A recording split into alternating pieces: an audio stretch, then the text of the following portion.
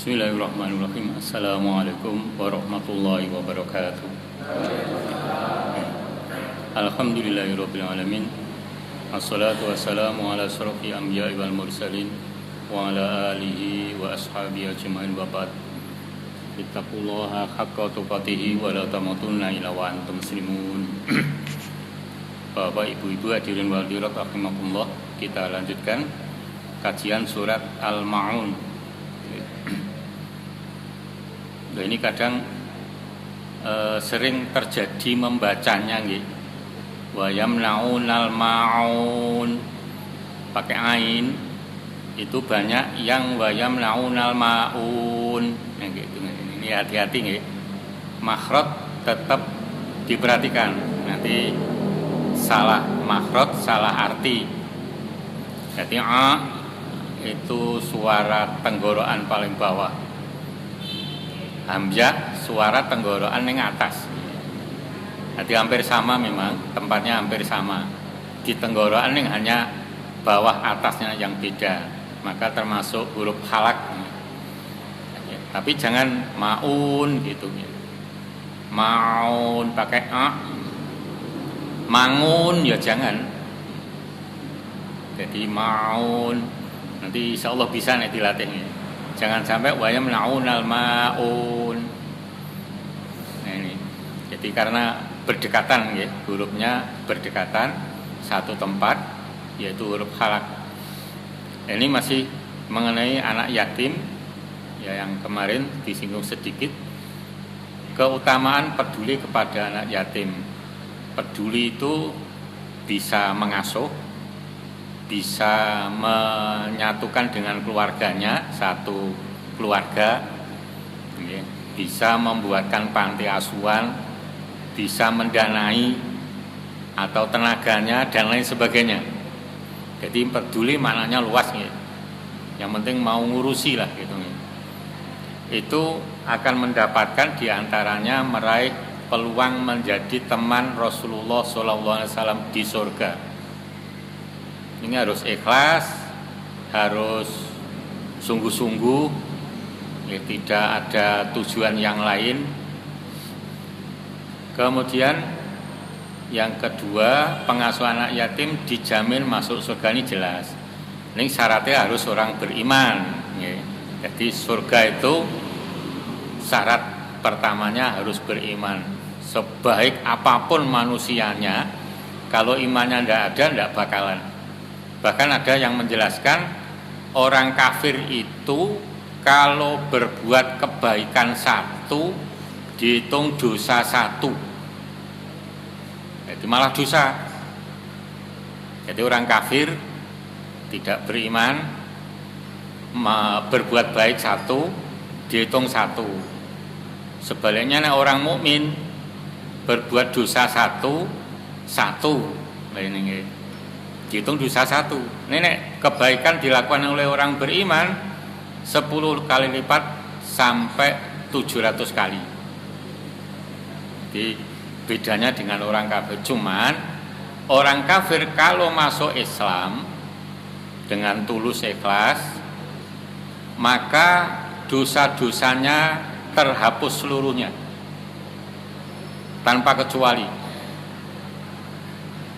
Orang kafir yang masuk Islam dosanya terhapus karena Islamnya.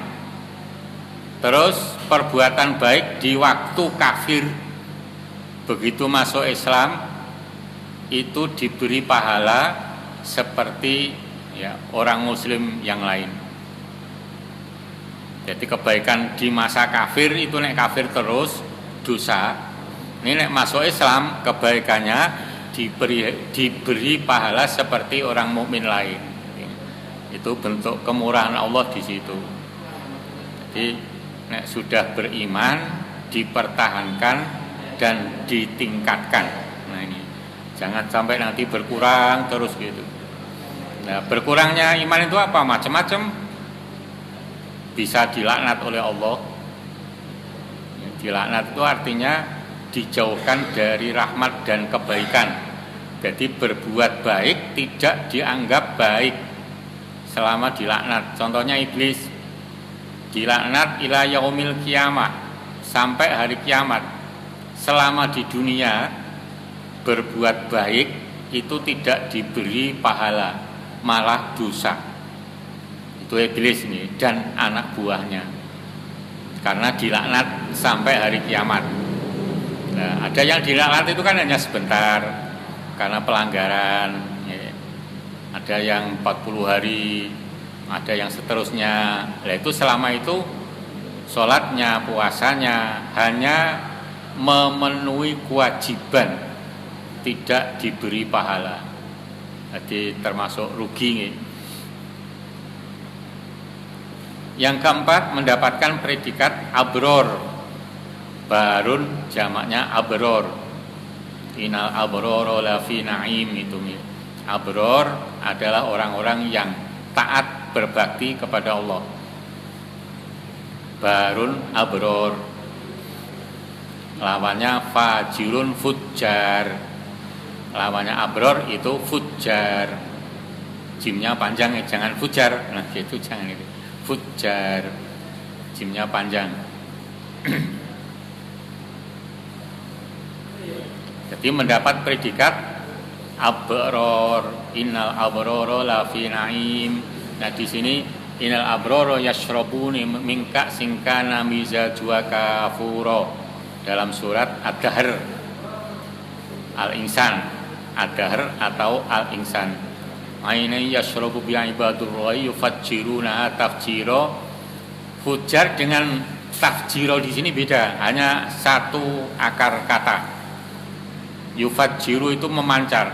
Jadi mata airnya tidak pernah berhenti memancar. Pancarannya indah dan menakjubkan. Jadi surga tidak ada semuanya yang tidak senang, itu tidak ada. Semuanya menyenangkan dan semuanya tidak membosankan. Jelas itu tidak ada. Ya, di dunia sebagus-bagusnya di dunia ada masanya jenuh. Kalau sudah di surga tidak ada. Maka ya, untuk meraih surga itu betul-betul sangat berat, Bapak Ibu. Di ini predikat abror karena mengasuh, ngopeni, memperhatikan, peduli kepada anak yatim. Cuman tantangannya juga banyak ya Bapak Ibu, berat juga tantangannya. Jadi contoh nih, kebetulan saya punya teman anak yatim, mantan anak yatim.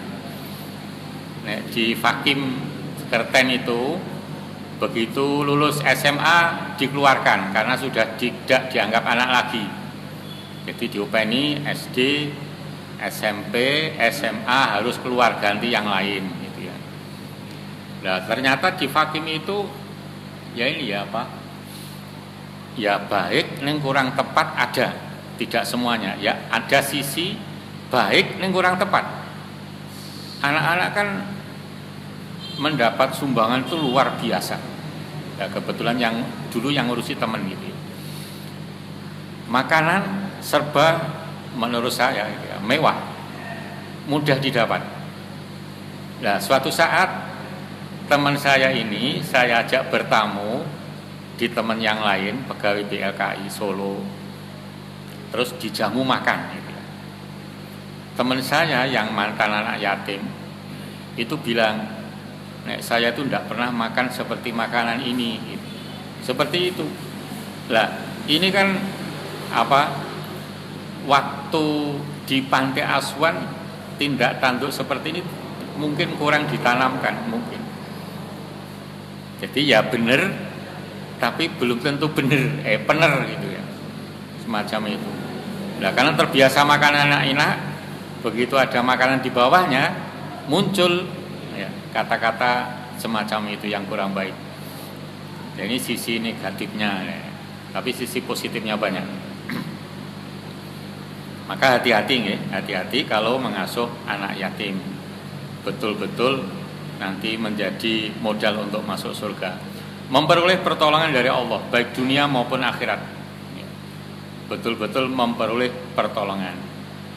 Di wallahu fi aunil abdi maka al abdu fi auni akhihi. Karena menolong anak yatim selama hidupnya, maka Allah akan ikut menolong dia selamanya dunia akhirat. Nah, ini semacam itu. Ini tentang anak yatim.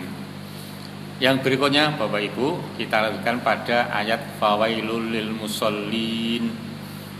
Ini kelihatannya hanya satu ayat pendek, tapi penjelasannya cukup panjang gitu ya. Artinya celakalah orang-orang yang sholat. Jadi di antara penjelasannya dijelaskan oleh tafsir Sofwatut Tafasir oleh Imam Sobuni. Ketika turun ayat ini, fawailul lil musallin, dari sahabat itu yang pertama menangis Abu Bakar. Menangisnya kenapa? Karena pemahaman sebelum dijelaskan. Nah, ini sebelum dijelaskan oleh Rasulullah. Begitu mendengar fawailul musallin menangis.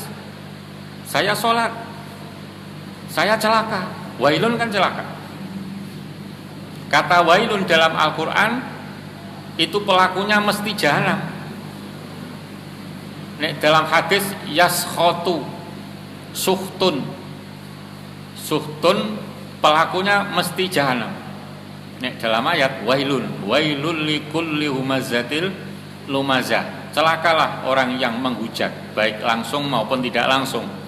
Humazah itu langsung, lumazah tidak langsung. Jadi dimanapun orangnya menghujat, memperolok-olok, menghina secara tidak langsung maupun langsung itu celaka, jahanam.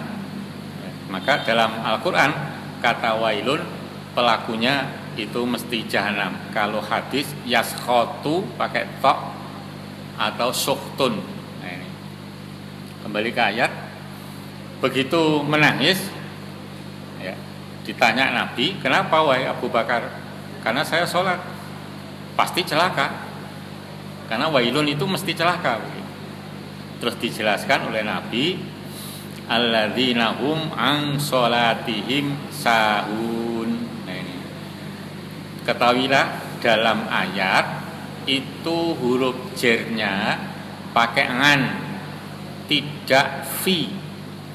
Seandainya sholat ayat itu ya, alladzina hum fi sholatihim sahun, kita termasuk orang yang celaka Bapak Ibu. Jadi Allah betul-betul cukup bijak dalam memberikan bahasa. Oh, ini pakai an. Artinya apa?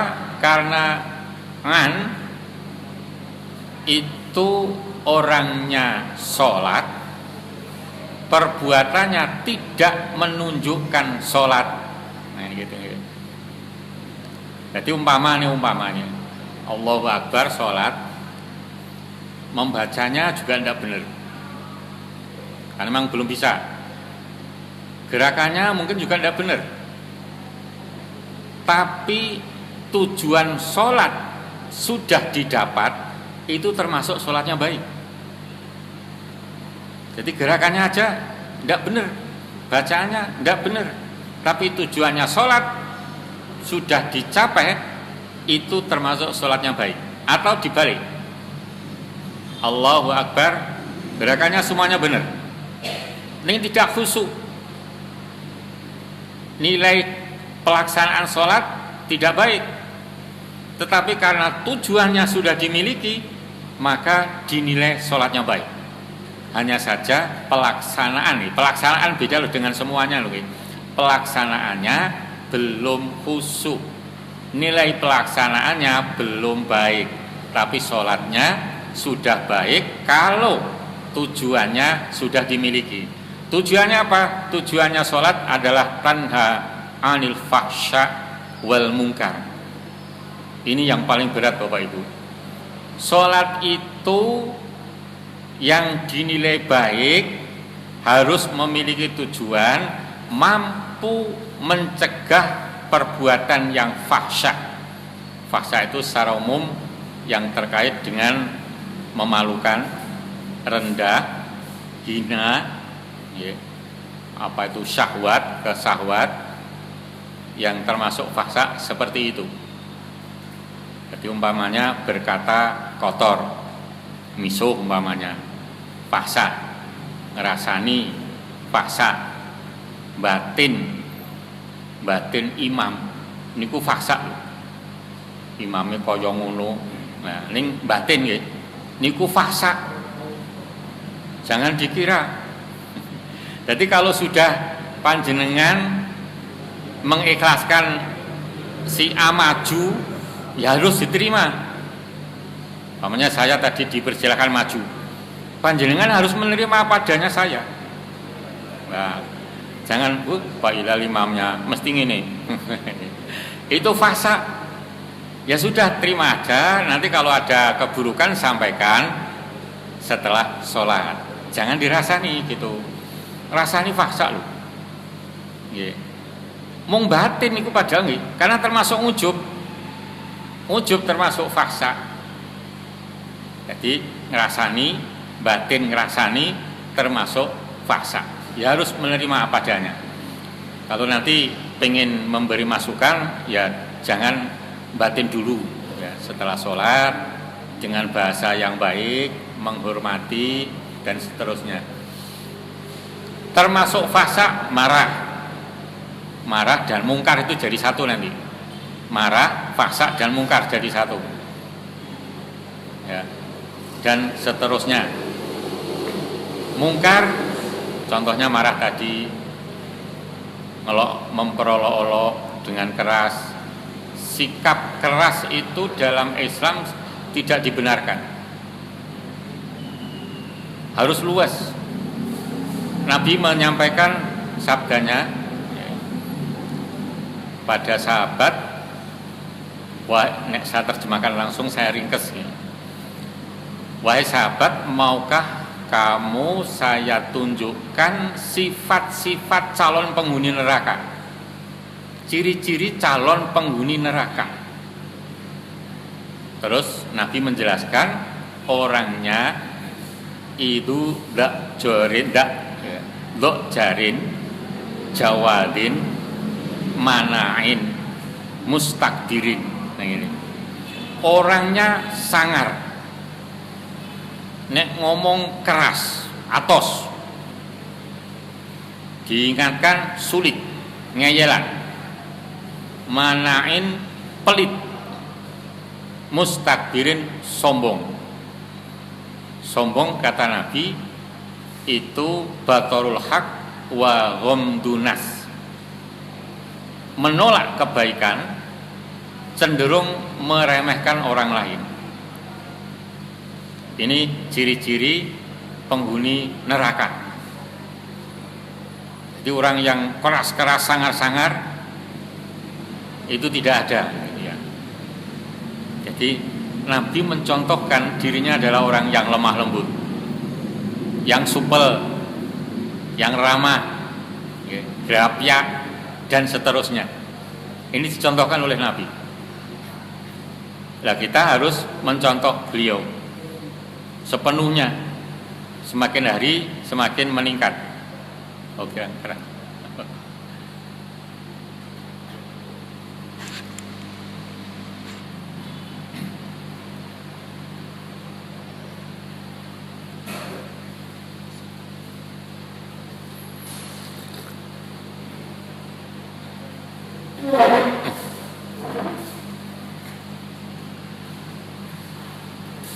Dan ini termasuk tujuan sholat ya, fasa wal mungkar. Dikuatkan ditambah penjelasannya dengan hadis Tabarani, malam tanhahu sholatu anil fasya'i wal mungkar lam yazdad minallahi illa bu'dan. Siapa saja yang sholatnya belum merubah dirinya, mencegah dirinya dari perbuatan fahsya dan mungkar, itu tidak akan bertambah kecuali semakin jauh, semakin jauh, semakin jauh dari Allah. Nah, ini termasuk yang rugi Bapak Ibu. Maka kita harus hati-hati Bapak Ibu. Hanya dua kata fahsya dan mungkar, tapi ini dijabarkan betul-betul luar biasa. Bapak-bapak nanti nesu kali keng garwa, nah, dikurangi nggih fahsya niku. Salate nanti terkurangi pahalanya. nek nesu di batin mawon. Ya, nek nesu di batin itu memang harus begitu. Karena sebaliknya tadi nggih, ahli neraka seperti itu. Ahli surga itu kullu dhaifin mutadhaifin layinin. Orang yang betul-betul andap asor nek Jawa, layinin luwes. Jadi menghadapi siapa saja sopan dan santun di bawah. Tidak sangar, tidak keras, ngomongannya watos-watos ndak. Jadi selalu merendahkan diri, selalu menghargai orang lain. Itu termasuk tidak melakukan fahsya. Dan Nabi itu jagonya melakukan itu. Kita mencontoh Nabi itu. Nabi memang ada kata-kata marah. Nah, marahnya Nabi beda loh ya. Marahnya Nabi karena Allah, bukan karena duniawi. Marahan Nabi itu karena Allah. Jadi kalau agama dihina itu kan karena Allah. Tapi kalau kita disakiti terus marah itu karena dunia. Bedanya di situ. Ya. Jadi ngaku Islam ini malah melecehkan ajarannya. Itu demi Allah marahnya. Tapi kalau sampai ngebuki demi dunia. Nah ini. Jadi salah diingatkan, kalau mau ya sudah. Jangan melecehkan, diingatkan terus digebuki ya jangan gitu. Jadi semacam itu. Nah itu dicontohkan ketika Nabi hijrah. Ketika Nabi dakwah ke Taif, di sana disambut dengan caci makian, disakiti, dibalangi, dipentungi, sampai Nabi merasa kecapean, agak mungkin pusing gitu ya, semaput gampangannya, kasarannya gitu, di kebun kurma, di kebun anggur. Kemudian ditolong oleh malaikat dan ditawari, izinkan saya menghukum penduduk Taif. Nabi menolak tuh, padahal disakiti. Nabi menolak karena memang ingin menanamkan ajaran Islam itu begini, jangan mudah dendam. Padahal itu yang mau menghukum malaikat, gak mungkin penduduk Taif bisa melawan. Diselentik ngono sak wabeh wis mati kabeh. Ya karena malaikat dalam tafsir itu dijelaskan panjang betis saja itu antara langit pertama dan bumi itu panjangnya betis. Terus dhuwure piro? Nah ini. Ini penduduk Taif hanya sekecil itu ya. Jadi ada yang tafsir menjelaskan seperti itu. Kembali ke materi tadi, Bapak Ibu, kita sholat, kita susah payah nih untuk menjadikan sholat kita ini baik. Tetapi ingat, kita punya musuh bebuyutan, yaitu setan.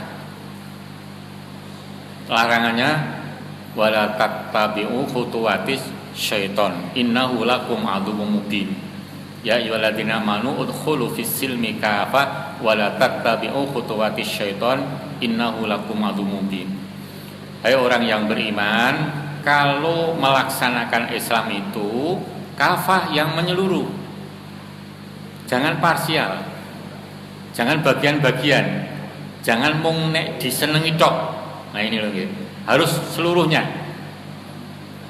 Harus menyeluruh. Nah ini Bapak Ibu, umat Islam itu kan nek dilihat dari sikapnya macam-macam. Dilihat dari fahamnya juga macam-macam. Ya ini. Dilihat dari golongannya macam-macam. Sikap kita yang paling baik menurut Al-Quran, utamakan ayat iktisom wa'tasimu bihablillahi jami'an wa la tafarraqu.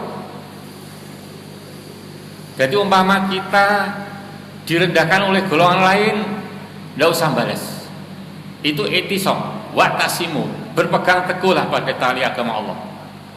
Wa la tafarraqu, dan jangan berpecah belah. Hanya dikritik, ya silahkan aja lah.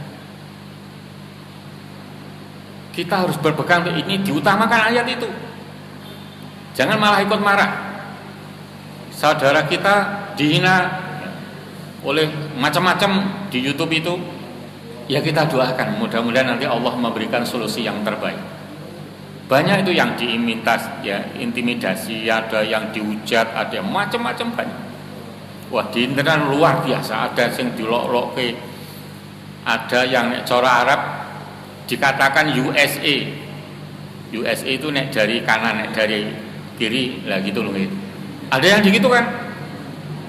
Itu di YouTube luar biasa. Lah kita jangan ikut-ikut dan jangan ngelokke sing ngelokke. Nah, itu cara berpegang teguh pada ayat tadi, etisom tadi. Kalau kita tidak mampu berpegang teguh pada ayat itu, terus bagaimana nanti? Al-Quran ya disepelekan, Al-Quran nanti dihina, dan itu banyak sudah. Yang dikedepankan bukan Al-Qurannya, tetapi golongannya, itu sama dengan menghina Al-Quran. Jadi bukan Al-Qurannya yang dipakai, tapi malah golongannya, membela pimpinannya. Ini tidak dibenarkan. Yang dibela Al-Quran. Al-Quran bilang apa? Wala tatafarruqan, jangan kamu ya, berpecah belah. Tafaruk tidak dibenarkan. Ini yang diutamakan. Maka perbuatan-perbuatan, tutur kata, sikap yang menjurus kepada perpecahan jangan dilakukan. Nah ini menghujat, mencela, ya, menjelek-jelekan, menyalahkan. Nah ini gampang menyalahkan. Sekarang umat Islam dalam kondisi seperti itu. Yang untung siapa? Yang untung orang-orang yang di luar Islam. Orang-orang yang di luar Islam itu sudah digaris oleh Allah. Walan tardu ankal yahudu walan nasara hatta tattabi'a millatahum. Orang-orang di luar Islam itu tidak akan rela, tidak akan puas, tidak akan senang kepada umat Islam sehingga umat Islam itu ikut mereka. Dan sudah mulai ikut sebagian umat Islam. Ikut gayanya. Nah ini, ikut pola hidupnya. Nah ini, pola hidupnya orang-orang kafir diikuti, dan ini sudah ada orang Islam sebagian. Kadang malah ikut merayakan ya, hari besarnya, ikut-ikutan. Kadang malah saling memberikan ucapan-ucapan yang tidak dibenarkan oleh Islam. Contohnya selamat Natal itu tidak benar nih, dari orang Islam ke non-Islam. Kita jangan ikut-ikutan. Bahkan mereka salam, ya sudah salam aja biar disampaikan. Kita tidak usah jawab. Yang kemarin sudah diajarkan ya, kalau mendapatkan salam dari non-Muslim, jawabannya gimana? Nek cara hadis, waalaikum gitu, atau samu alaikum, wasamu alaikum. Itu nek cara hadis. Nek cara ayat, assalamu ala manit taba'al huda. Agak panjang surat Toha itu ya. Assalamu ala manit taba'al huda. Nek diterjemah bahagia dunia akhirat, salam di situ maknanya bahagia dunia akhirat.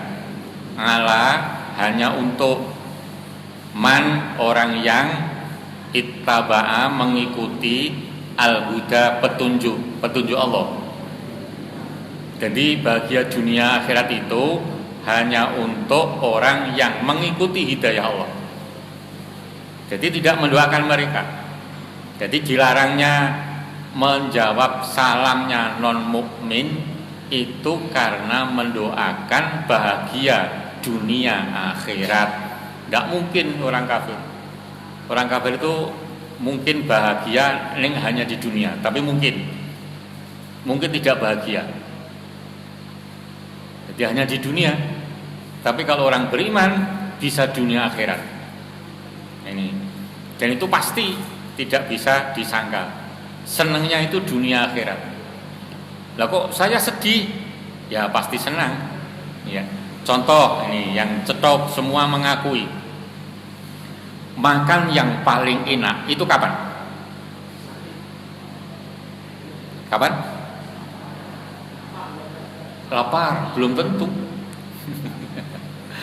Ya, lapar mungkin. Yang paling enak menurut saya pas berbuka. Nggih napa nggih? Nah, supaya bisa merasakan harus puasa. Jadi nek orang beriman itu sergap puasa, mongko seneng terus. Apalagi di bulan haram seperti ini. Ini kan Muharram, termasuk bulan haram ada 4 apa saja? Bulan haram 1, 2, Dzulqa'dah, Dzulhijjah, Rajab. Ya, Muharram sekarang ya, Rajab. Ini disunahkan untuk memperbanyak amal soleh, puasa termasuk. Kalau perlu Bapak Ibu 4 bulan ini dinggo poso Daud. Nggih. Muharram puasa Daud, Dzulqa'dah itu habis Syawal itu. Ya, puasa Daud, Dzulhijjah puasa Daud, kecuali nanti yang terasrek. Ini diperbanyak. Kalau banyak itu tidak mungkin sedih. Jenengan cobi wis to. Nyoba-nyoba apa dapat pahala? Insya Allah dapat. Awalnya memang nyoba-nyoba, tapi nanti ketagihan Bapak Ibu. Betul nanti. Kalau sudah mampu ya menikmati kenikmatannya orang yang puasa, panjenengan nanti ketagihan. Loh, kok saya ndak Daud ya? Tak Daud di bulan haram kayak gitu. Ngarep-ngarep. Ya kalau sudah hamba itu seperti itu, dekat sekali sama Allah. Karena mazala yataqarrabu abdi ilayya hatta uhibbah. Hamba itu selalu berusaha mendekatkan diri kepadaku ilaiyah, kata Allah. Itu hadisnya qudsi, nilainya hasan, berarti mantap ya, diikuti. Ini nilainya sahih, berarti mantap. Sehingga aku mencintai dia, kata Allah begitu. Jadi hamba itu berusaha mendekatkan diri kepada Allah sehingga dengan memperbanyak amalan sunnah, ibadah sunnah, sehingga Allah mencintainya. Nah, kalau kita sudah dicintai oleh Allah, kira-kira apa yang kita dapat? Tidak ada kecuali kebaikan. Nah ini, untuk itu Bapak Ibu, kita harus rajin memperbanyak rakaat dalam sholat. Sholat sunnah dilaksanakan semuanya kalau bisa. Tahajud yo jangan ya sekian rakaat ya. Tapi berusaha untuk seperti Rasul rakaatnya 11 rakaat. Nanti kalau sudah 11 rakaat menitannya dihitung. 11 rakaat mulai dari remaja sampai sudah punya cucu mung setengah jam. Jangan gitu, ditingkatkan. Sholat malam atau sholat yang lain, sholat malam aja kita bicaranya, itu sama dengan WA-an sama Allah. Bahasa sekarangnya gitu. Kita komunikasi sama Allah. Panjenengan nek WA-an 5 menit cukup. Sekabetan. Terus kan gitu nggih. Terus lah ini komunikasinya sama Allah, masalahnya seprono seprene mung setengah jam terus gitu. Ditingkatkan. Nanti panjenengan lihat surat 51 ayat 18. Surat 51 ayat 18. Di antara ciri orang bertakwa itu kanu qalilam minal laili ma yahjaun. Malamnya sedikit tidur. Itu orang yang bertakwa. Nek panjenengan dibalik sedikit-sedikit. Nah ini jangan sampai nantinya dirubah. Sekarang sudah mulai dirubah. Terus kadang-kadang kita juga ngeyel. Seumur saya misalkan 50, itu kata dokter tidurnya harus 7 jam sampai 8 jam. Nah, terus gimana? Itu bertentangan dengan Al-Quran enggak? Nah, gitu. Dokter punya aturan, yang pakai juga tidak salah.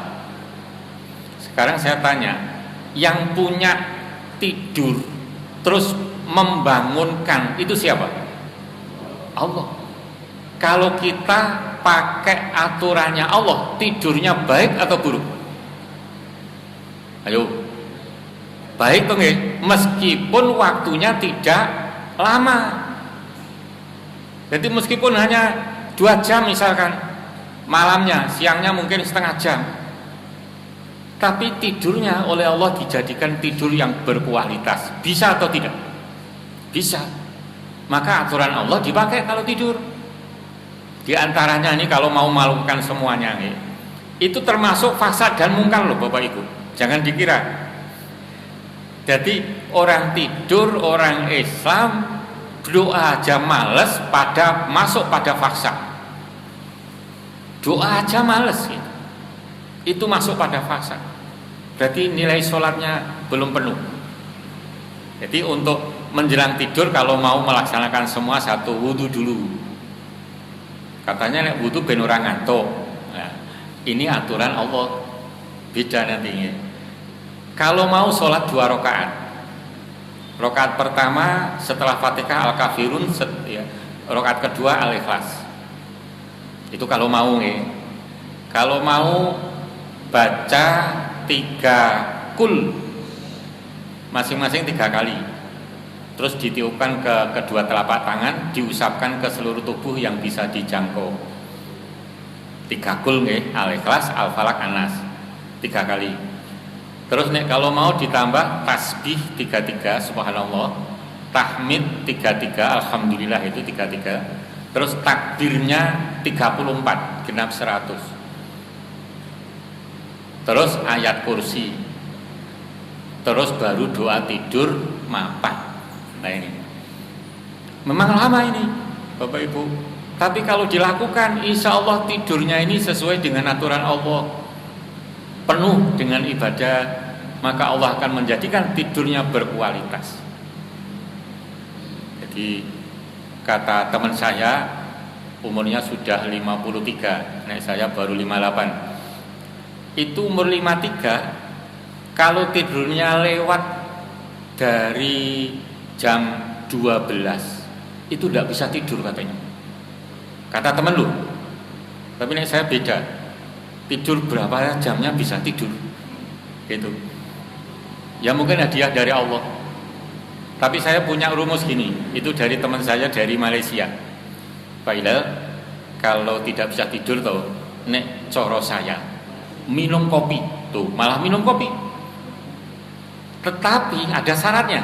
Begitu minum kopi, jenengan ngelekar, jangan beraktivitas. Karena minum kopi itu begitu minum 10 sampai 15 menit berikutnya jenengan beraktivitas tidak bisa tidur gitu.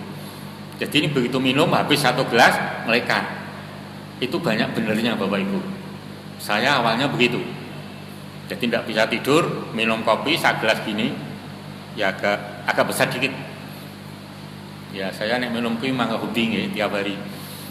Terus melekar tidur pules padahal sudah jam 1. Nah ini jam 1 malam itu ya. Rumus itu saya pakai. Yang jelas Allah ya nanti kalau kita mentaati aturannya, insya Allah Allah akan memberi yang menyenangkan bagi hambanya. Jadi seperti itu. Jadi pesan saya Bapak Ibu, mari kita ngoreksi dirinya masing-masing, masih melakukan fasad dan mungkar atau tidak.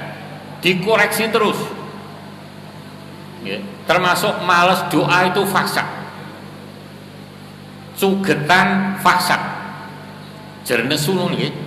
Sugetan itu marah-marah fasad, berwatak keras mungkar deh, marah-marah mungkar, fasad dan mungkar, berwatak keras mungkar, dan seterusnya. Nah ini akan mewarnai kehidupannya sehari-hari. Kalau itu sudah bisa dilewati, maka bisa dinilai sholatnya baik, sudah memiliki tujuan sholat. Innal sholata tanha 'anil fahsya'i wal munkari. Jadi mudah-mudahan dimudahkan oleh Allah segala urusan kita semuanya. Amin. Kurang lebihnya mohon maaf. Billahi taufik wal hidayah. Assalamualaikum warahmatullahi wabarakatuh.